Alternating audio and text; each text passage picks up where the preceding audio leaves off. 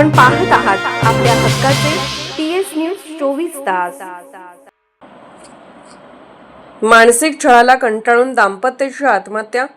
सोलापूर शहरात एक हृदयद्रावक घटना उघडकीस आली असून सततच्या मानसिक छळाला आणि बदनामीच्या भीतीला कंटाळून पती पत्नीने आत्महत्या केल्याची धक्कादायक बाब समोर आली आहे।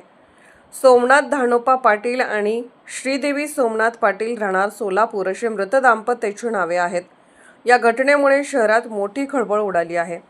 मिळालेल्या माहितीनुसार शुक्रवारी दाम्पत्याने घातक द्रव्य सेवन करून जीवन संपवले। अचानक दोघांची प्रकृती खालावून तोंडातून फेस येऊ लागल्याने घरातील लहान मुलांनी घाबरून काका नवनाथ पाटील यांना माहिती दिली। त्यानंतर तातडीने रुग्णालयात हलवण्याचा प्रयत्न करण्यात आला, मात्र उपचार सुरू होण्यापूर्वीच दोघांचा मृत्यू झाला।